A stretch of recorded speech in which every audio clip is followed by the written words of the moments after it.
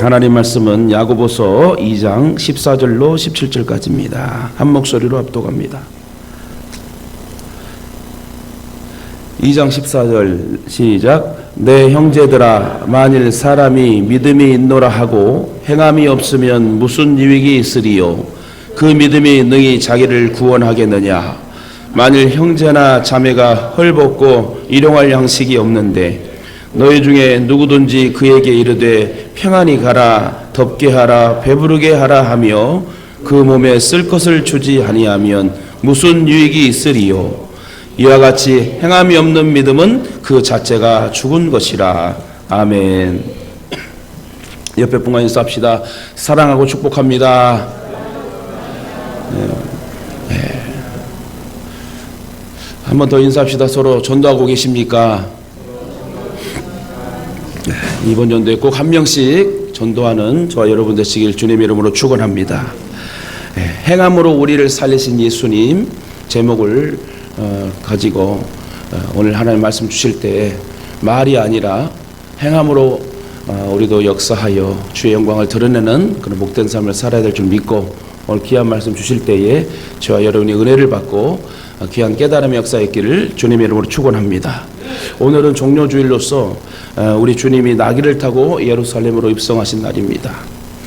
우리를 위하여서 말로만이 아닌 십자가의 고난에 기꺼이 동참하며 행함으로 우리를 살리신 주님은 진정한 우리 구주이시고 우리 아버지이심을 믿으시길 바랍니다. 사실 세상의 모든 종교를 하는 종교들의 형태는 말로만 그칩니다. 특히 행함이 없는 어불성설의 형태가 모든 종교라고 말할 수 있고, 제가 수요일 날 잠깐 말씀드렸듯이 기독교는 종교가 아니라 진리다. 많은 다른 종교랑 비교할 수 없는, 우리는 진리 대신 예수를 믿는 구원주 메시아를 우리는 바라보는 그런 진리다라고 말씀을 드렸을 것입니다. 예컨대 사도 바울은 우리가 잘 아는 대로 믿음을 강조해서 우리에게 가르쳤습니다. 오직 의인은 믿음으로 말미암아 살리라고 사도 바울은 계속 강조하고 교훈했습니다. 우리가 의롭다 하심을 받는 것은 행함으로 되어지는 것이 아니요 오직 믿음으로 되어진다는 사실을 사도 바울은 강조를 했어요. 그러면서 오직 의인은 믿음으로 말미암아 살리라. 또한 베드로는 뭘 강조했냐면 소망을 강조했습니다. 즉 핍박과 환난 가운데서 우리가 이겨낼 수 있는 길은 우리의 산 소망이신 예수 그리스도를 든든히 붙드는 길만이 소망이다. 그것이 살 길이라고 얘기했습니다. AD 64년부터 353년 동안, 여러분 313년 동안, 여러분 250 몇 년이죠. 그러니까 AD 64년부터 AD 313년까지 250 몇 년 동안은 엄청난 대핍박이 일어났습니다. 그래서 베드로는 우리의 소망 예수를 바라볼 때 이 모든 핍박과 환난과 죽음을 이겨낼 수 있고 우리는 죽어도 부활의 소망을 얻을 수 있다고 베드로는 강조합니다. 또한 사도 요한은 사랑의 사도라고 불려질 만큼 우리가 사랑해야 된다. 하나님은 사랑이시니까 우리도 사랑해야 된다 라고 사도 요한은 특별히 사랑을 강조했습니다. 그러면 오늘 본문이 기록되어 있는 이 야고보에서는 무엇을 강조할까요? 한마디로 말하면 행함입니다. 행함이 없는 그 믿음은 그 자체가 죽은 것이라. 믿음, 소망, 사랑 이 세 가지는 항상 우리에게 있어야 하는데 이 세 가지는 언제나 아름다운 행함, 아름다운 행실을 통해서 나타나야 한다는 거예요. 다시 말해 믿음도 선행으로 나타나야 하고 소망도 선행으로 나타나야 하고 사랑도 선행으로 나타나야 한다. 그렇지 않으면 그 자체로는 아무런 의미가 없음을 우리에게 일깨워주고 있습니다. 사도 바울은 고린도후서 13장 5절에서 우리가 잘 아는 말씀을 했습니다. 너희에게 믿음이 있는가? 너희 자신을 시험하고 너희 자신을 확증하라. 그렇다면 우리가 무엇으로 우리의 믿음을 시험합니까? 즉 무엇으로 우리의 믿음을 확증할 수 있습니까? 그것은 우리의 삶의 행함과 행실을 통하여 확증할 수 있다는 것. 나무는 그 열매를 보아서 안다고 했습니다. 여러분 바람이 눈에 보여야 안 보여요? 절대 바람은 보이지 않습니다. 그러나 나뭇가지가 흔들리는 것을 보고서 우리는 바람이 불고 있다는 것을 체감합니다. 느끼게 되지요. 마찬가지로 믿음은 우리의 눈에 보이지 않습니다. 중요한 말씀이에요. 믿음은 우리의 눈에 보이지 않아요. 그러나 그 사람이 어떠한 삶을 사는지 그의 행실과 행함을 보면 그 사람의 믿음이 참 믿음인지 그렇지 않으면 잘못된 거짓 믿음인지를 우리는 알 수 있습니다.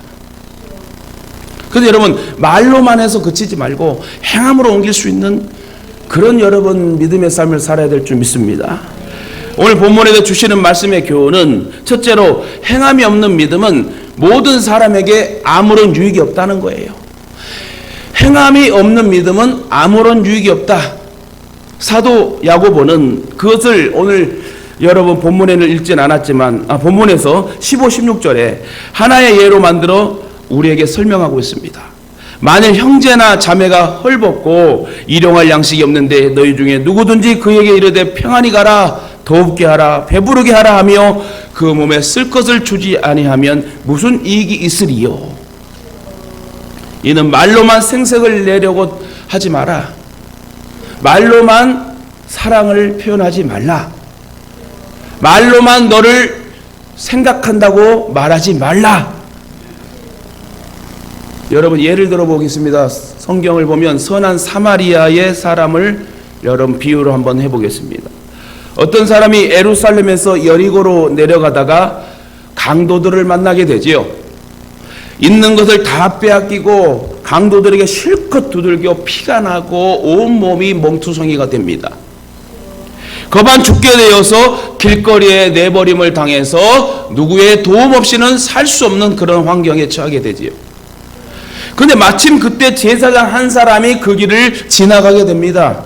왜 그때 그 순간 마침 제사장이 강도 만난 자 곁을 지나가게 되었을까요? 하나님의 뜻이 무엇이었겠습니까? 그 고난을 당한 강도를 만난 그 사람을 도우라고 하나님은 그 길을 가게 하셨을 거예요.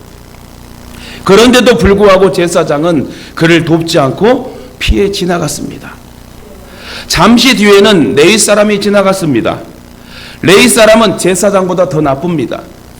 성경에 보면 그가 강도 만난 자에게 가까이 다가갔다고 그랬어요.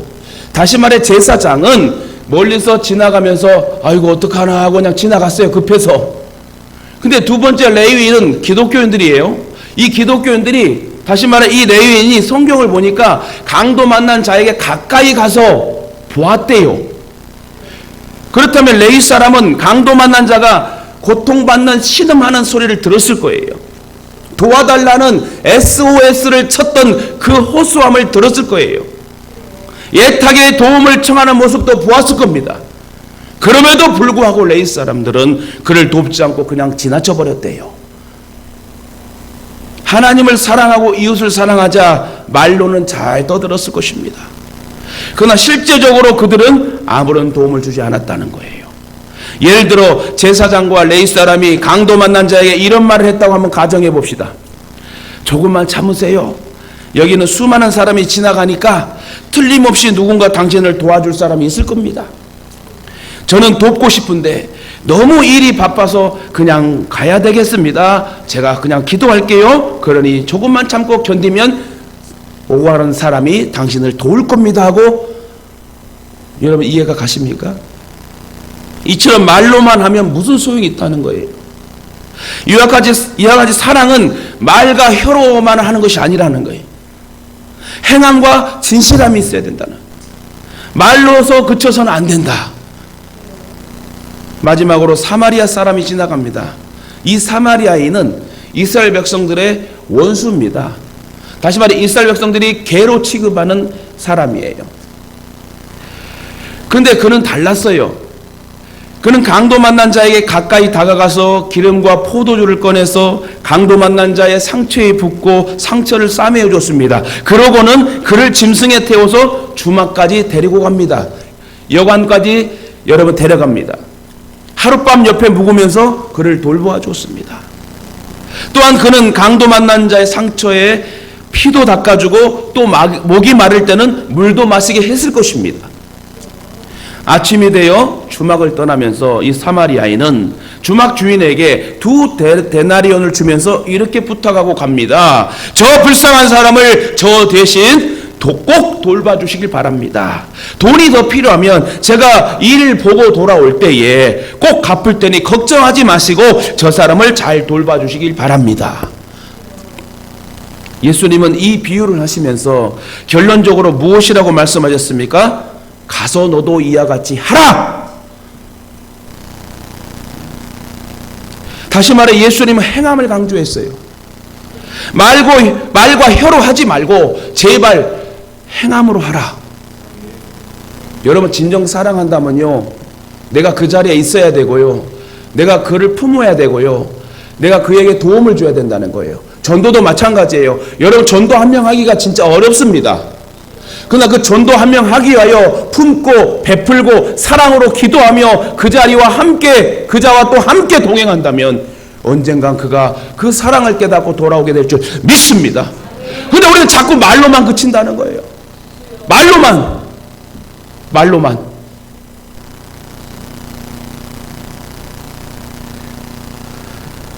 사랑 가족 여러분, 다른 사람을 탓할 필요가 없습니다. 내가 도움을 주면 되는 거예요.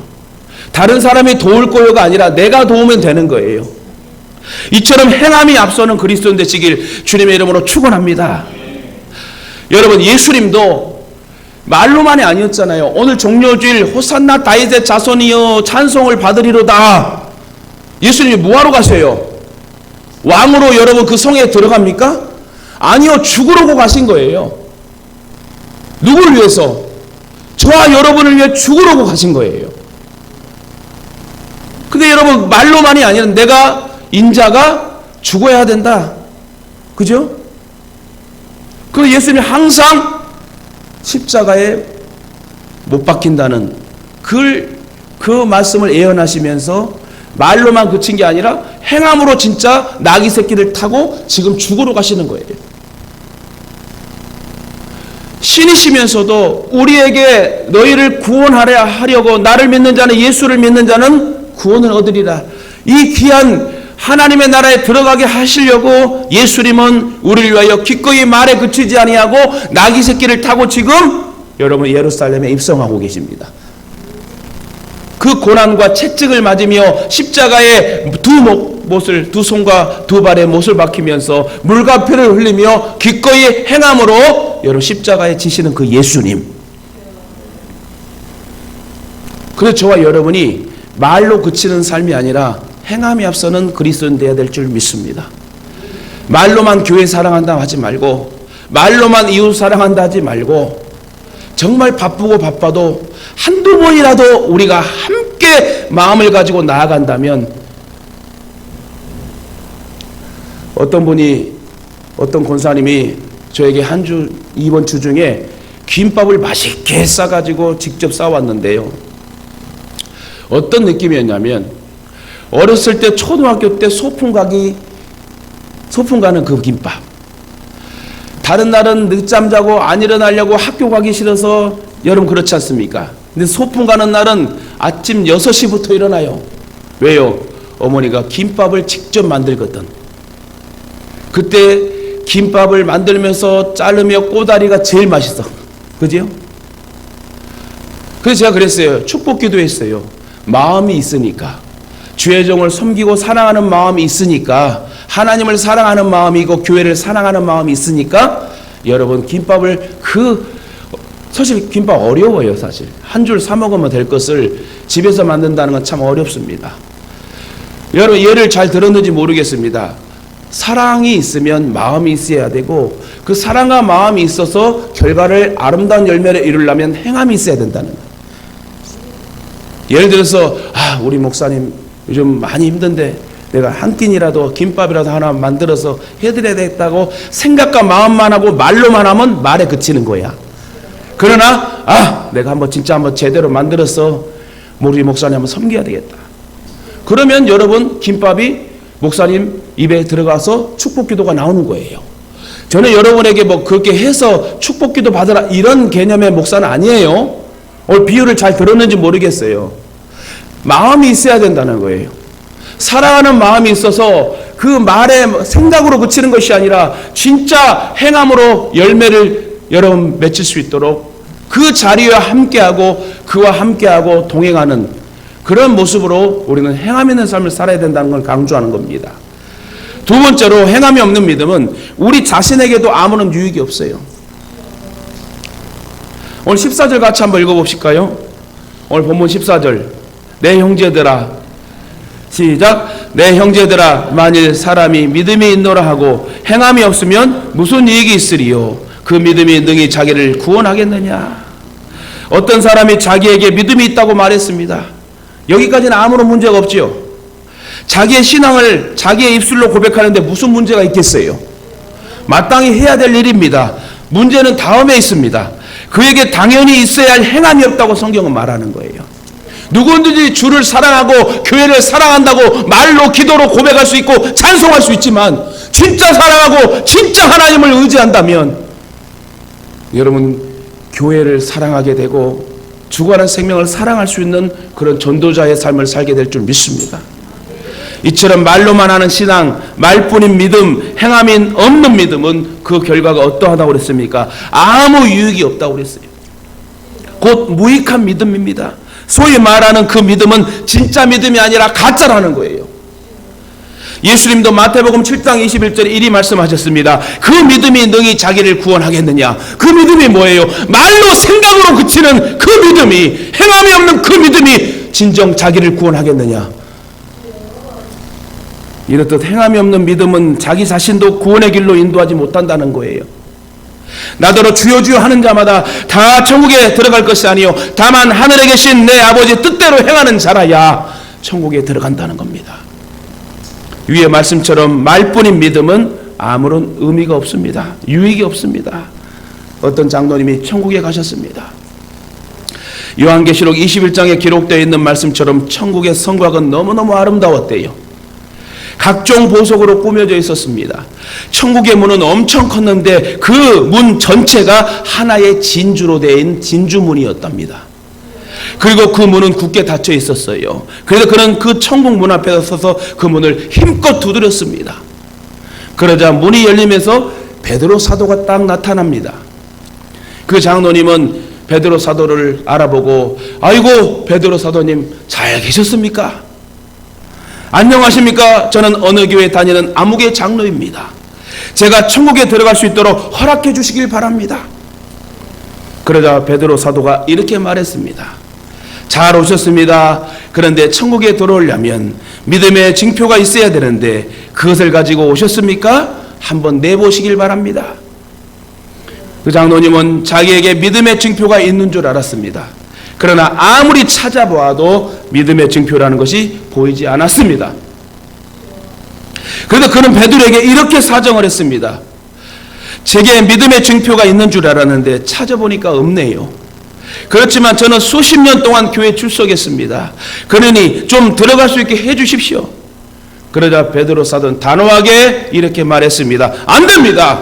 믿음도 없이 수십 년이 아니라 수백 년 동안 교회 마당을 밟고 다니면 무슨 의미가 있습니까?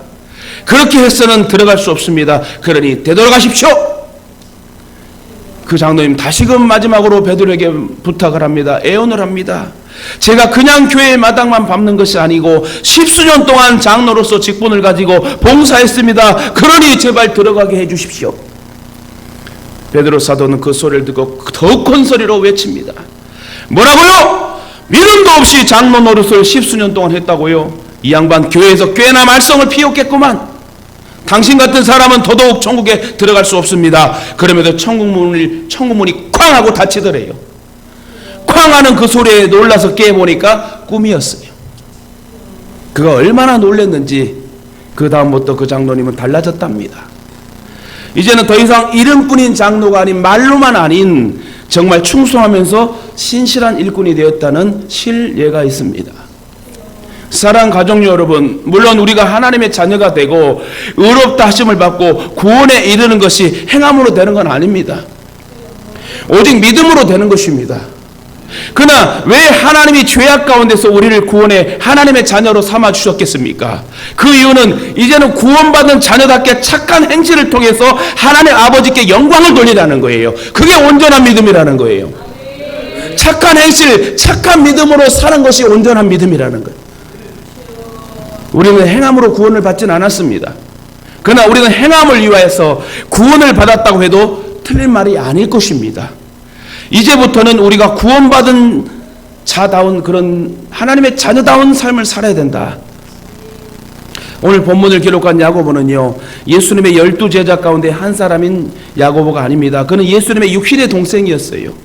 그는 본시 예수님을 믿지 않았습니다. 그러다가 예수님이 십자가에 달려 돌아가시고 나서 사흘 뒤에 부활하셨지 않습니까? 야고보는 부활하신 예수님을 자기의 두 눈으로 목격하고 나서 달라졌대요. 그러면서 그는 야고보 1장 1절에서 자기 자신을 가리켜 이래 칭합니다. 하나님과 주 예수 그리스도의 종 야고보는 그때부터 달라진 거예요. 이제 자기는 예수님의 동생이 아니고 예수님의 종이라고 했습니다. 또 예수님은 자기의 형이 아니고 자기의 주님 곧 그리스도라 칭하고 있습니다. 야고보는 나중에 스데반처럼 돌에 맞아서 순교했다고 전해지고 있습니다. 그때까지 그는 30년에 가까운 세월을 예루살렘 교회의 감독으로 살았습니다. 요즘 말로 하면 담임 목사로 살았습니다.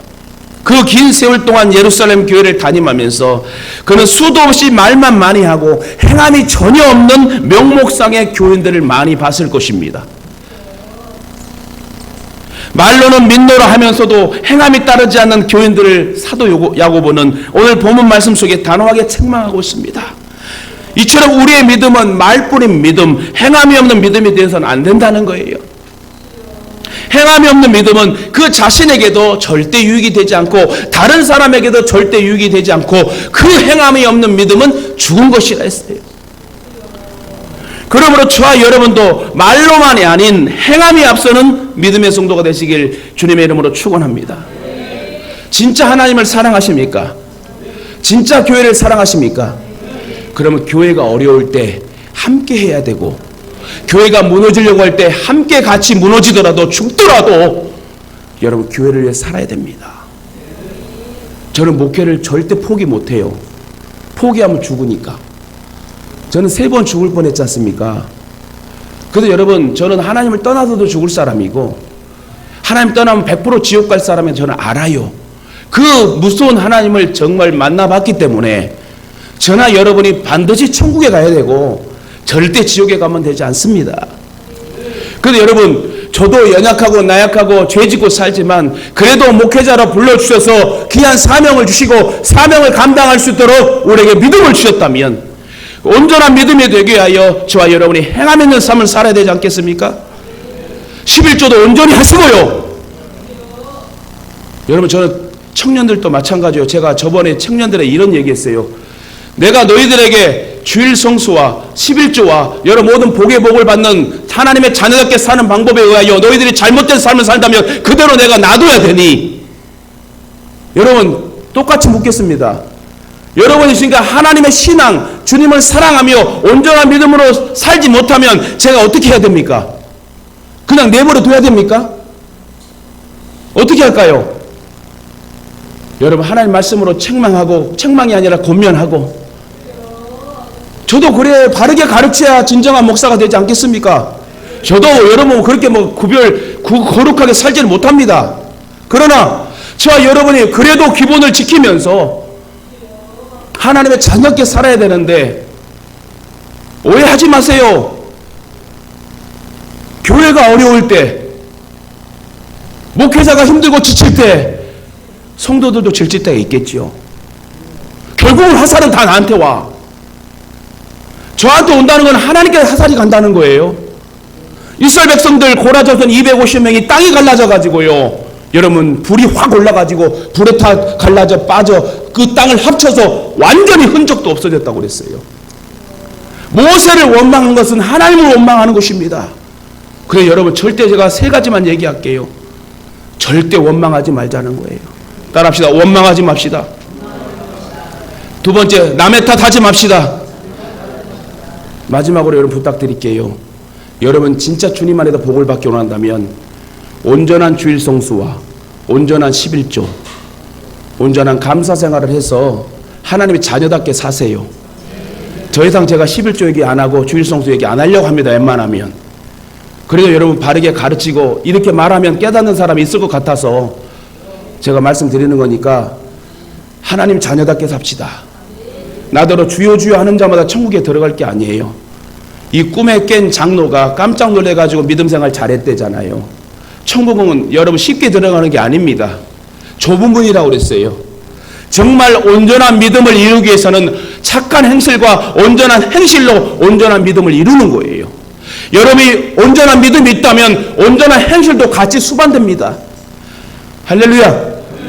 그래서 여러분 죽어가는 생명을 좀 살렸으면 좋겠고, 이 소외되고 정말 어려움을 당한 사람이 얼마나 많이 있는 줄 아십니까? 그런 사람들을 좀 돌아보고 같이 함께 그들을 품고 나아가는 저와 여러분 되셨으면 좋겠습니다. 우리 예수 동행교회가 이제 11년 됐어요.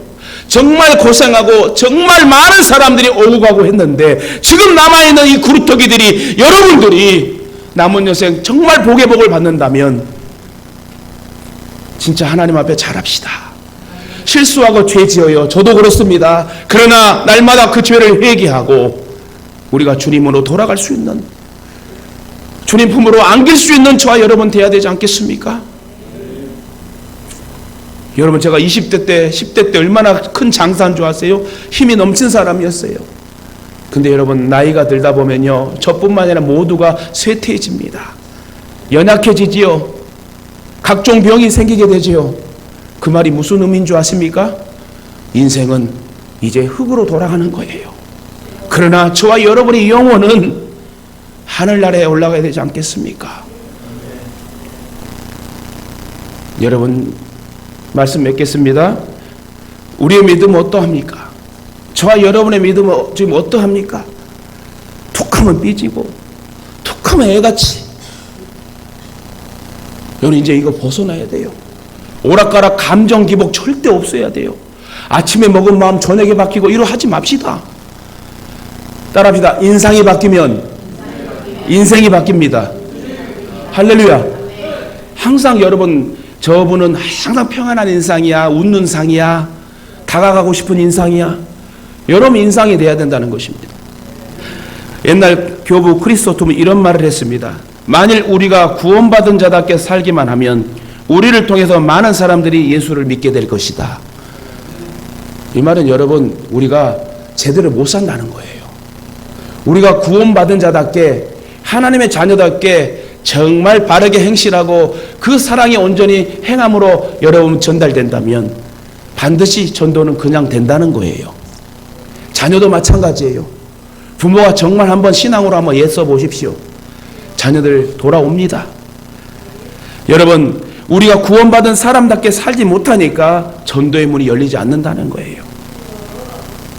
제가 예전에 전도사 때 우유 배달하면서 새빵 월세 살면서 아이들 갓난아기 2명 키우면서요, 그렇게 고생하면서 주차 문제 때문에 한번 크게 싸운 적이 있어요. 제가 그 다음날 가서 그 주차 한번 대판 싸우고, 전도사임에도 불구하고 그 가게 하시는 사장님이 너무 또 이기적인 것 같아가지고 저는 오토바이를 그쪽에 대는데 오토바이도 못 대게 하고 자꾸 그래갖고 실랑이가 벌어져가지고 그 상점 사장님하고 대판 싸웠어요. 뭐 주먹질하고 싸운 게 아니라 왜 그렇게 이기적이냐고 하고 제가 큰 소리 치면서 서로 그 아저씨도 저한테 욕을 하면서, 그 다음날 가서 제가 용서를 빌었어요. 여러분 이 말 왜 제가 했겠어요? 그리스도에는 참아야 되고 그리스도에는 낮아져야 된다고 생각을 해요. 목회자가 혈기 한번 부르면 그 목회는 망한다고 저는 들었습니다. 저도 성질이 여러분 과다한 사람이거든요. 근데 주님 때문에 누르고 있는 거예요. 여러분 솔직히 저도 여러분 세계적인 종이 되고 세계적으로 저와 여러분이 저를 스폰해줘가지고 마음껏 목회하고 싶은 그런 마음이 없겠습니까? 길 가다 지나가면 여러분 버젓이 세워진 그 교회들 보면 저는 부럽지 않겠습니까? 저는 오포 태제교회 성당을 보면서 저 성당이 교회로 바뀌어갖고 하나님 저에게 주십시오, 이런 기도도 해봤어요. 그러나 여러분 하나님께서 저와 여러분이 이 성남 땅에서 또 하대원 땅에 제가 가장 싫어하는 가난한 동네에 머무르게 한 이유가 나는 있을 거라 생각해요. 중한 생명이 이 땅에 한 명이라도 살게 된다면 또 저와 여러분이 그 인내함을 거쳐서 하나님의 때가 되어 하나님 복을 줄 때가 저는 있다고 생각해요. 그냥 여러분 목사가 되고 그냥 장로가 되는 게 아닙니다. 그냥 복을 받는 게 아니라고 저는 생각해요. 제대로 심고 제대로 하나님 사랑하는 마음을 가지고 우리가 행함으로 나아갈 때 역사는 일어나는 것이에요. 우리나라 사람들이요 잘 알겠지만요, 결혼식, 애경사, 장례식, 결혼식 갔을 때에 빈손으로 가면 뒤지게 욕먹어요. 쳐다보지도 않아요. 단돈 5만 원이라도 내야지, 안 가도 5만 원이라도 줘야지 고맙다고 그래요. 참 그런 게 있어요. 이 말은 뭐냐면 말로만 축하합니다가 아니라, 문자로만 축하한다는 것이 아니라 직접 가던가 못 가면 땀의 방울 5만 원이라도 붙여줘야지 그게 인사고 행함이더라고요. 세상 사람들도 그러거들랑. 저와 여러분은 그 기독교인이고 크리스찬입니다. 그래서 여러분 진짜 사랑하는 마음이 있다면 이제 행함으로 옮기세요. 표현 좀 합시다. 따라합시다. 표현하고 삽시다. 표현하고 사세요. 저도 여러분 생각나면요 뭐든지 사주고 싶고요. 여러분도 사주고 싶으면 서로 여러분 막 나눠주고 다 하나님 또 부어줘요. 심는 자에게 역사하시고 여러분 부어주는 하나님이십니다. 누군들 여러분 땀방울을 여러분 막 함부로 허비하고 싶겠습니까? 힘들게 땀 흘려 버는 돈을 가지고 헌금하고 섬기고 베풀고 싶겠습니까? 그러나 그 힘들어 땀 흘렸던 모든 땀방울에 이 고생한 부분에 대해서 헌금하고 섬기고 사랑을 베푸면 하나님 더 부어주시고 30배, 60배, 100배의 결실로 부어주신 하나님이라는 거예요. 그래서 여러분 진짜 저도 목회하고 여러분도 신앙하면서 잘해야 될 게 있다면, 온전한 믿음이 되려면 온전한 착한 행실로, 착한 행함으로 우리가 언행일치의 삶을 살았으면 좋겠습니다. 할렐루야. 이와 같이 우리도 지금까지 구원받은 자답게 살지 못했다면 우리도 이 시간 회개하시고 하나님의 용서를 구하면서 기도해야 될 줄 믿습니다. 그리고 이제부터라도 하나님의 자녀답게 정말 행함이 있고 실천하는 믿음을 우리가 가져야 할 줄 믿습니다. 오늘 17절 보니까 행함이 없는 믿음은 그 자체가 죽은 것이라 했습니다. 이는 믿음이 따로 있고 행함이 따로 있다는 말이 아니에요.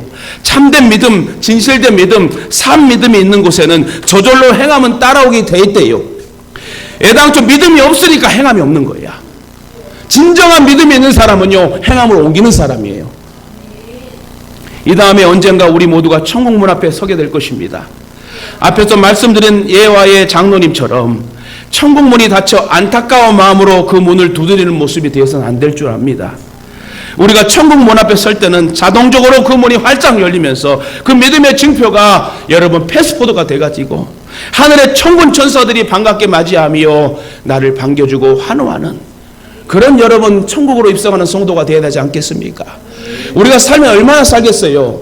저는 딱 50년만 살 겁니다. 지금부터 50년 살 거예요. 100살 산다면. 내 나이가 50은 아니에요. 여러분 예를 들어서 여러분 얼마 살 것 같습니까? 여러분 우리 더도 말고 100년까지만 삽시다. 더 살고 싶은 거 아멘도 없어. 저 친구들도 100년 동행했어요. 제가 이름 지었어요. 100년만 우리 동행하자. 그리고 천국 가자. 여러분 저와 여러분 천국 가야 됩니다. 그러려면 온전한 믿음과 행함으로 정말 그리스도인답게 잘 살고 정말 영광 돌리며 사는 저와 여러분 되셨으면 좋겠습니다.